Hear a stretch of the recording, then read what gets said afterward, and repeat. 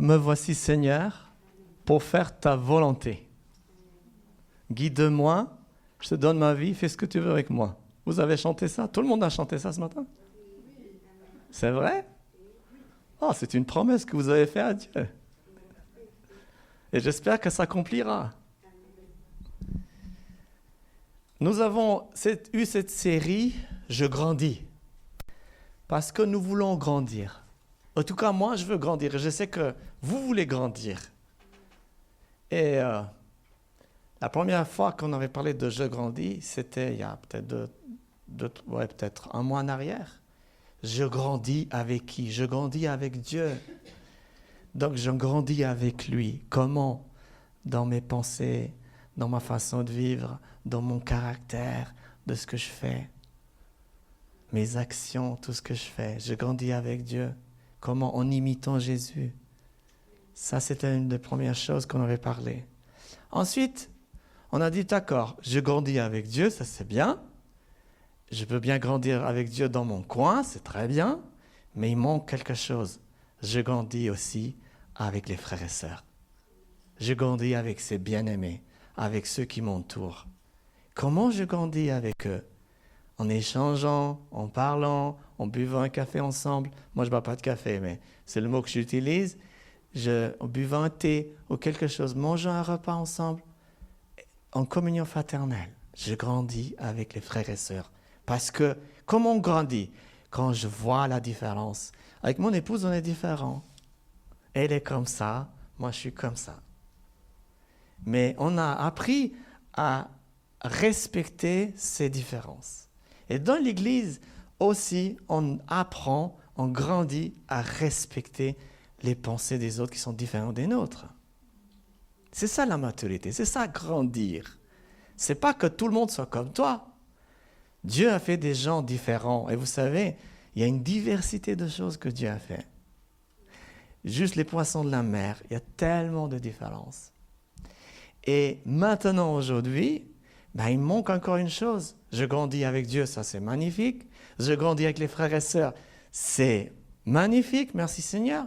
Mais il manque une chose, il manque de grandir dans sa mission. Et moi, j'ai envie de grandir dans la mission de Dieu. Mais comment grandir dans la mission? Et c'est ce que nous allons voir aujourd'hui. J'ai envie de grandir dans la mission. Parce que nous sommes sur terre, pas comme des marionnettes, mais nous sommes dans les mains de Dieu pour grandir avec lui, avec les frères et sœurs, mais aussi dans la mission à l'extérieur. Donc, Dieu à l'intérieur, avec les frères et sœurs, et à l'extérieur. Mais avant de commencer ce message, j'ai envie de vous partager quelques cartes. Vous allez avoir quelques cartes. Et Joanne vous donnera des stylos. Comme ça, vous avez peut-être un souvenir des stylos que nous avions avant de changer de nom. Comme ça, je vous donne une carte. Peut-être que après cette carte, on a besoin pour la suite. Il y en a peut-être qui ont deux cartes parce qu'elles collent. Alors, voilà. Donc, ce n'est pas des chocolats, désolé. La prochaine fois, je vous amènerai du chocolat, d'accord? Parce que c'est bien aussi les chocolats. C'est mieux même le chocolat. Là. Mais maintenant, oui, c'est ça. C'est ça, il risque de fondre. Oui, voilà ma sœur. Voilà. Voilà. Vous avez tous une carte. Voilà, comme ça. Voilà. Donc, Joanne, elle vous a donné un stylo. Le stylo, c'était plus joli que la carte ou la carte, c'était plus jolie que le stylo? Hein? Ah, t'as pas de carte, toi? Voilà. Moi, il m'en reste un tas. OK. Qu'est-ce que vous préférez? Qui préfère le stylo? Moi, j'aime le stylo. Mais qu'est-ce qu'on peut faire avec le stylo si on n'a pas quelque chose pour écrire? Moi, je préfère aussi la carte et le stylo. Donc, vous avez les deux choses. Donc, aujourd'hui, nous continuons notre série « Je grandis ». Qui veut grandir? Moi, je veux grandir. Moi, franchement, je veux grandir. Je ne suis pas encore arrivé. J'ai encore des progrès à faire. Franchement, oui. Nous avons parlé de grandir avec Dieu, nous avons parlé de grandir avec l'Église, mais il y a encore une dimension importante de croissance, c'est je grandis dans la mission. Et aujourd'hui, grandir dans la mission, c'est ce qu'on va parler. Mais ce que Dieu fait en moi ne doit pas s'arrêter à moi. Dieu veut aussi se servir de ma vie pour toucher quelqu'un d'autre. Et aujourd'hui, j'aimerais que nous partions avec quelque chose de très simple. Vous avez votre carte? Regardez. Une personne, une prière et une invitation.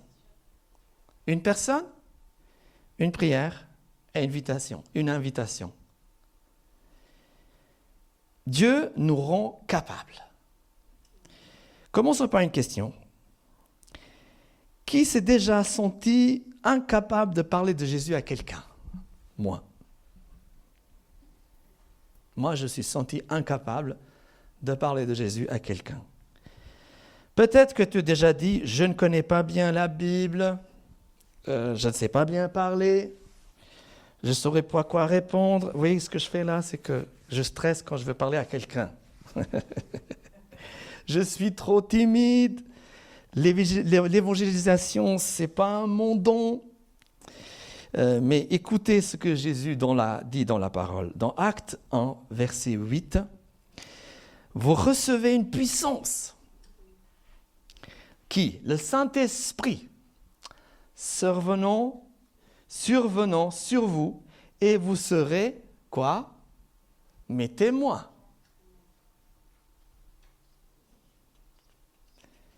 Donc, nous avons tous reçu le Saint-Esprit.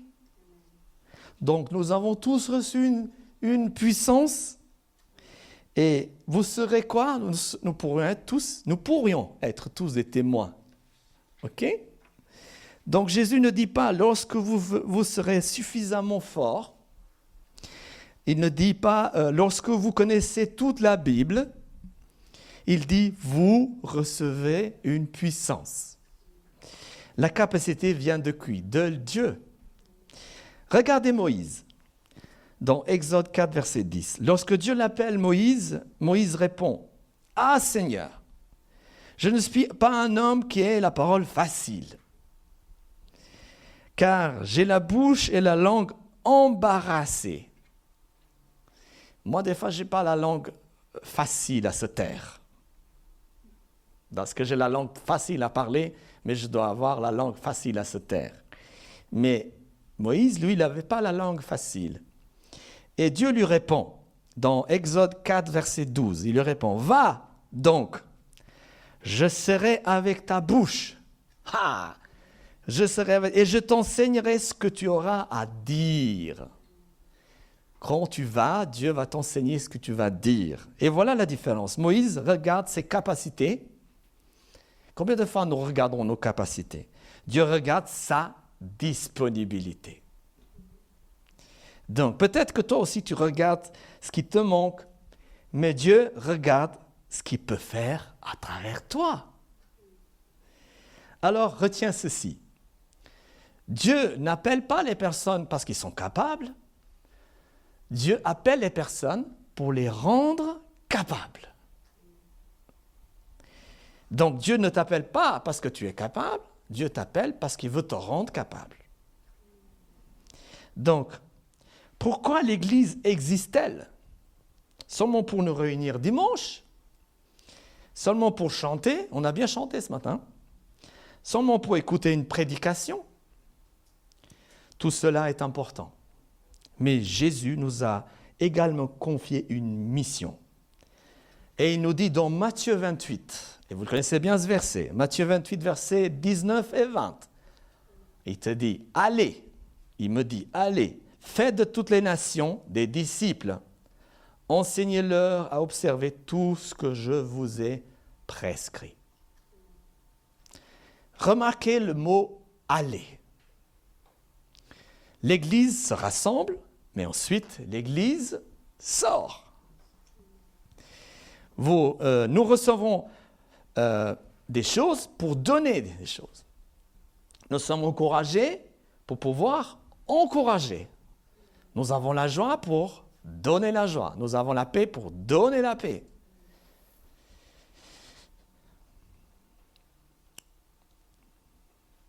C'est exactement notre vision. Dieu, disciple et diffusion. Mais ce n'est pas notre vision, c'est la vision de l'Éternel. C'est sa vision. Je grandis avec Dieu, je grandis avec les disciples, et ensuite, ce que Dieu produit dans ma vie commence à se diffuser autour de moi. Moi, il y a des gens qui m'ont dit, mais toi, tu es tout le temps joyeux. C'était pas ainsi avant que je connaisse Dieu. Je n'étais pas toujours joyeux. Et vous pouvez demander à ma femme, parfois, je ne suis pas toujours joyeux. C'est vrai, pas toujours. Mais je suis de plus en plus joyeux. D'accord? De plus en plus. Dans Matthieu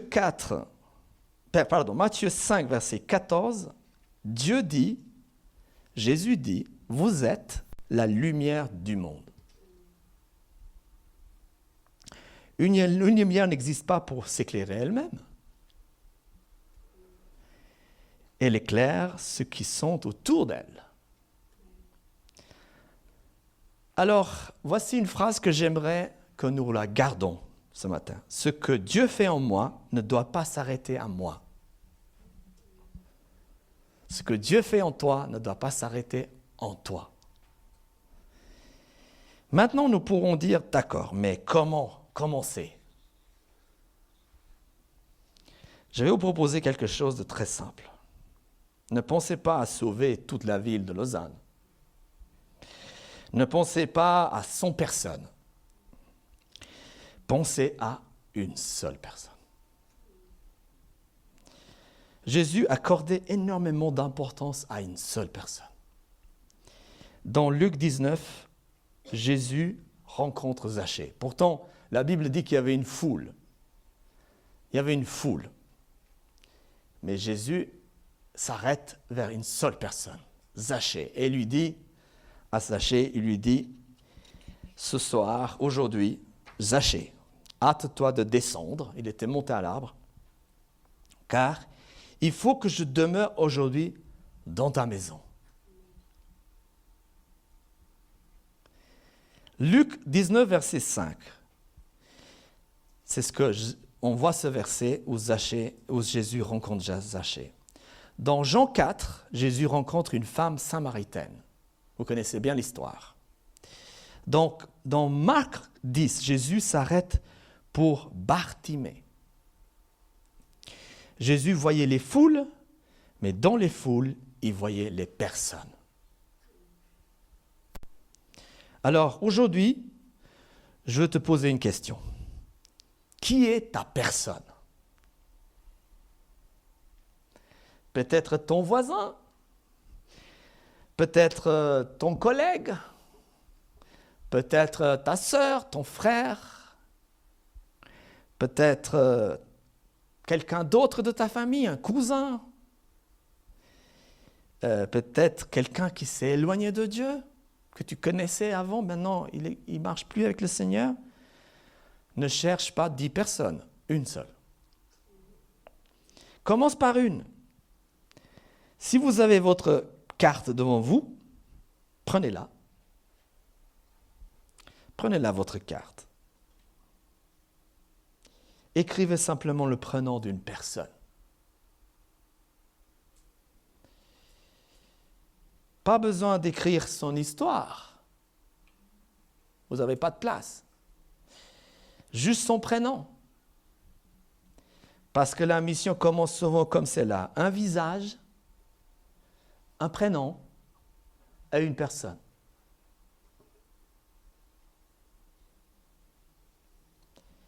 Maintenant que tu as une personne, que vas-tu faire? Avant de lui parler de Dieu, parle de Dieu à cette personne, parle à Dieu de cette personne.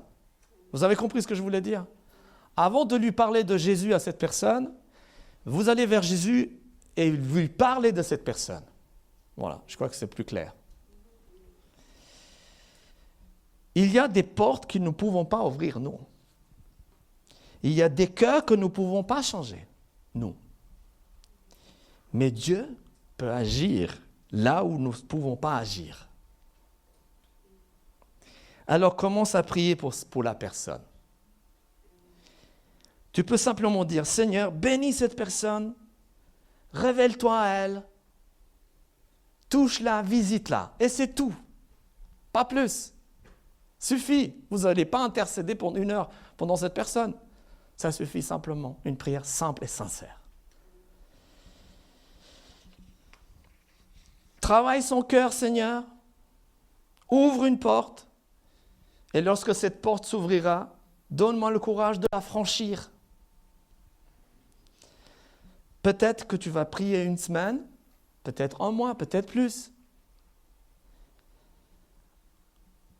Je répète, avant de parler à quelqu'un de Dieu, parle à Dieu de cette personne.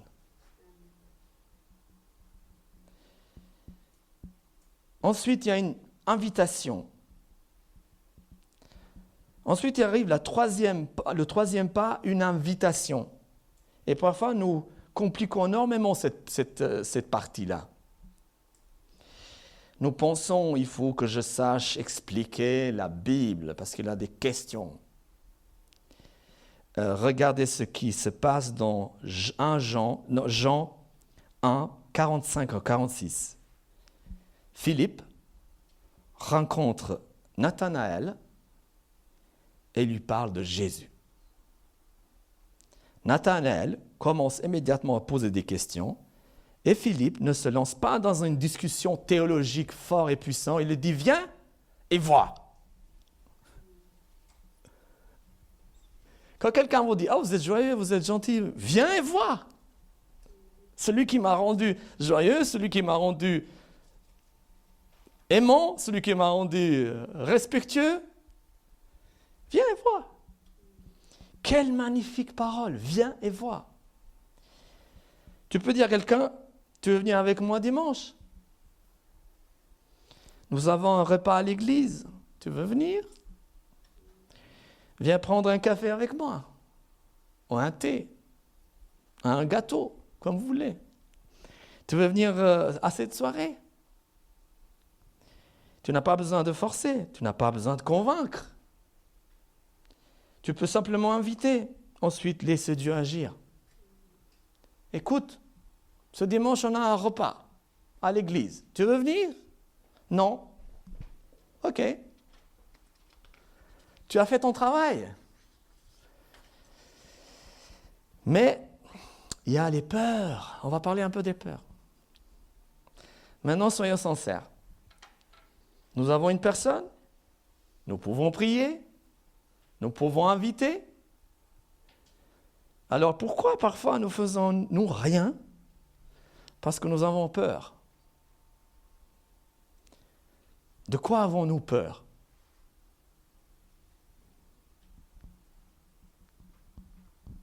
Je vous laisse dire. De quoi avons-nous peur?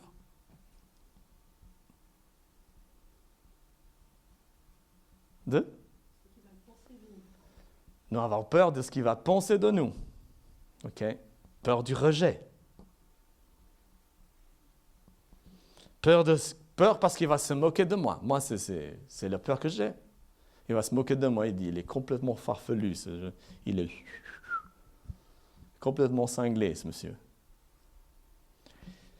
Peur de déranger. Peur de ne pas savoir répondre. Peur de faire mal. Peur que la personne dise « Non, merci, mais j'ai pas envie. » Non. Mais écoutez-moi bien. Dans 2 Timothée 1, verset 7. 2 Timothée 1, verset 7. « Car ce n'est pas un esprit de timidité que Dieu nous a donné, mais un esprit de force, d'amour, amour et de sagesse.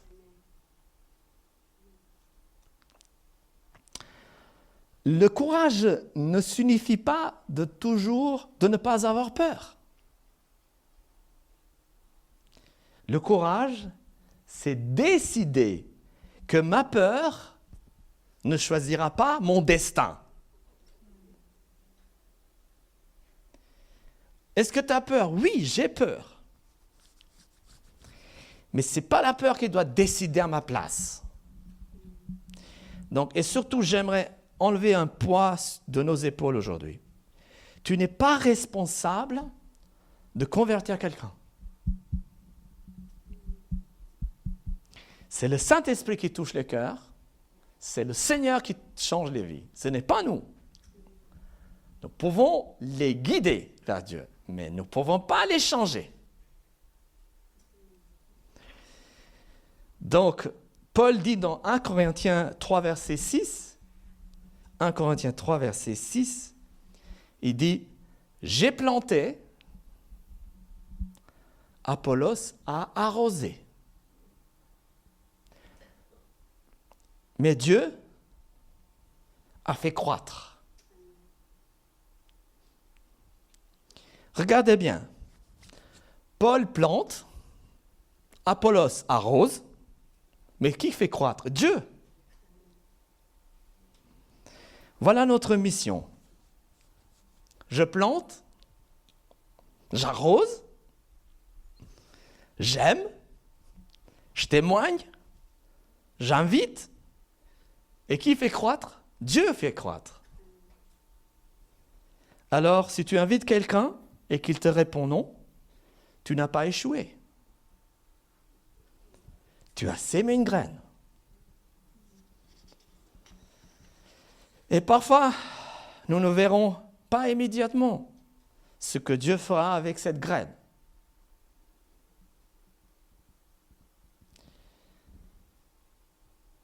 Maintenant, je passe à l'action. Je voudrais maintenant que chacun reprenne sa carte. Regardez le prénom que tu as écrit. Cette personne a une histoire. Elle a des joies, elle a peut-être des blessures que tu ne connais peut-être pas. Elle a des questions. Elle a besoin de quoi? D'amour. Et surtout, Dieu l'aime. Je ne te demande pas aujourd'hui de sauver cette personne. Jésus sauve. Je ne te demande pas de lui faire une prédication de 30 minutes. Je demande quelque chose de beaucoup plus simple. Une personne, tu as son prénom. Une prière. Cette semaine, tu vas prier pour elle. Seigneur, touche cette personne. Une prière de 1 seconde suffit. Une invitation. Et lorsque Dieu ouvrira la porte, ose l'inviter à boire quelque chose avec elle, à l'inviter dans une réunion à l'église, à aller manger un steak avec elle. C'est bon aussi. Peut-être qu'elle dira oui, peut-être qu'elle dira non, mais cela appartient à cette personne. Ta responsabilité, c'est de dire « Je suis disponible ». Alors aujourd'hui, j'aimerais te poser une dernière question. Il y a eu beaucoup de questions aujourd'hui. Qui est prêt à dire « Seigneur, cette semaine, utilise-moi ». Ne le faites pas pour Sokol. Ne le faites pas pour moi, s'il vous plaît. Si vous pensez que vous devez faire quelque chose pour moi, ne le faites pas. Non, non, jamais. Ce n'est pas pour ma gloire. S'il s'agissait de ma gloire, je ne serais pas là avec vous. C'est pour la gloire de Dieu. Ce n'est pas pour moi.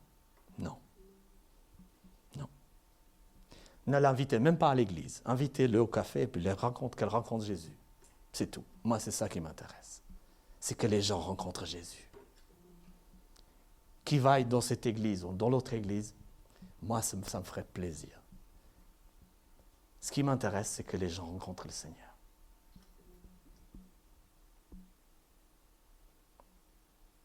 Seigneur, cette semaine, utilise-moi. Et si tu es prêt, prends ta carte dans ta main et nous allons prier ensemble.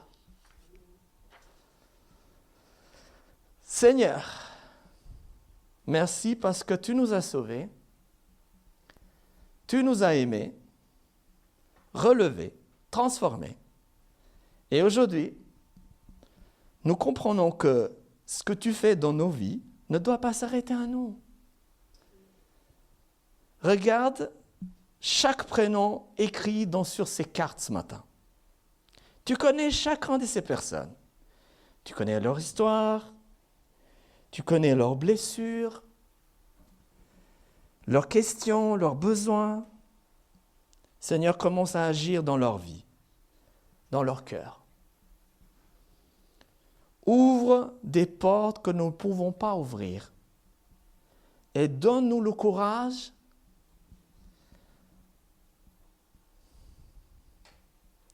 lorsque ces portes s'ouvriront.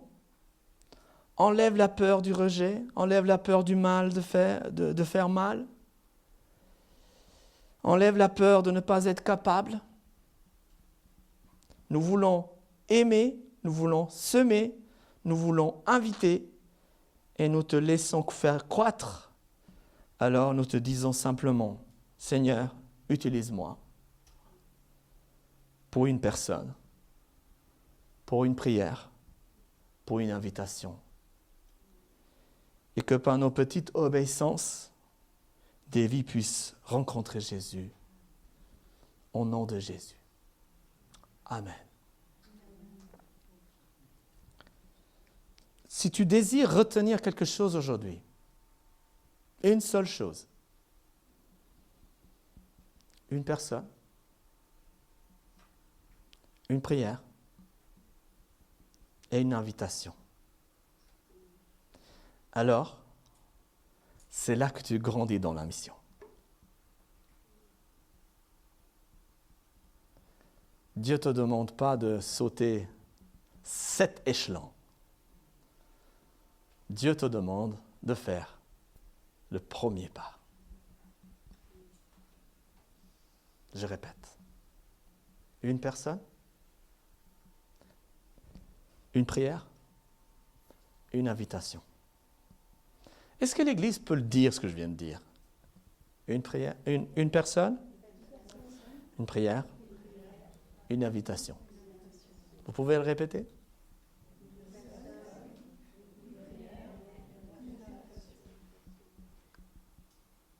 Si vous avez retenu cela, si vous mettez cela en pratique, vous êtes dans la mission. Vous grandissez dans la mission. On a fini cette série, je grandis. Je grandis avec Dieu, je grandis avec l'Église et je grandis dans la mission.